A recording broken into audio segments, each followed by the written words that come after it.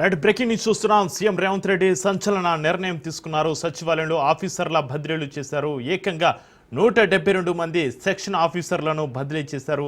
Chief secretary Santhi Kumari IAS పేరుతో జీవోలు జారీ అయ్యాయి.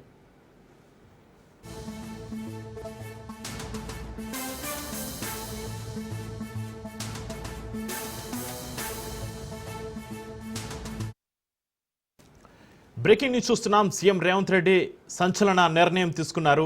సచివాలయంలో ఆఫీసర్ల బదిలీలు చేశారు. ఏకంగా 172 మంది సెక్షన్ ఆఫీసర్లను బదిలీ చేశారు.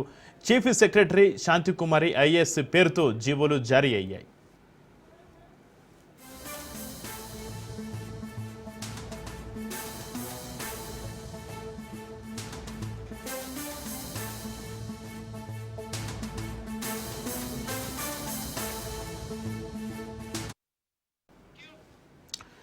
సచివాలయంలో ఆఫీసర్ల బదిలీలకు సంబంధించి మరింత ఇన్ఫర్మేషన్ ని మా ప్రతినిధి రాజు ఫోన్ అందిస్తారు. రాజు,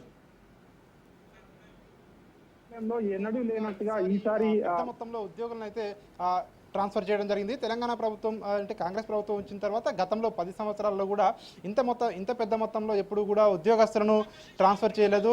ముఖ్యంగా ఎవరైతే 177 మంది సెక్షన్ ఆఫీసర్లను ఉంటారో ఈ సెక్షన్ ఆఫీసర్లను పెద్ద మొత్తంలో బదిలీ చేయడం జరిగింది. ఎందుకంటే ప్రధానమైన డిపార్ట్మెంట్లో ఇప్పటికే పారదర్శక తీసుకురావాలని చెప్పి ప్రభుత్వం భావిస్తూ ఉంది. ఎందుకంటే ఏవైతే పథకాలు కానివచ్చు, ఇతర స్కీమ్స్ కానివచ్చు, అదేవిధంగా ప్రభుత్వం తీసుకొచ్చిన నిర్ణయాలు కావచ్చు, క్షేత్రస్థాయిలోకి వెళ్ళాలంటే ఖచ్చితంగా పారదర్శకంగా ఉండాలి. అధికారులు కూడా తెలంగాణ ప్రభుత్వం ఏదైతే అమలు చేస్తూ ఉందో వాటికి అనుగుణంగా పనిచేయవలసి ఉంటుందని చెప్పి కూడా ప్రభుత్వం భావిస్తూ ఉంది. ఇందులో భాగంగానే ఈ యొక్క బదిలీలు అనేటివి చేశారని చెప్పేసి కూడా ప్రభుత్వ వర్గాలు చెప్తా ఉన్నాయి. కొద్దిసేపటి క్రితమే 177 మందిని అంటే 160 ప్రమోషన్లు, 17 ప్రమోషన్లతో కూడినటువంటి జాబితాను చీఫ్ సెక్రటరీ శాంతికుమారి కొద్దిసేపటి క్రితమే ఉత్తర్వులు అయితే జారీ చేయడం జరిగింది. మొత్తానికి ఇంత పెద్ద మొత్తంలో బదిలీలు జరగడం అనేది మొదటిసారి అని చెప్పి కూడా రాష్ట్రంలో ఒక చర్చ అయితే జరుగుతున్న పరిస్థితి కనిపిస్తూ ఉంది. Chakri. Right, thank you Raju.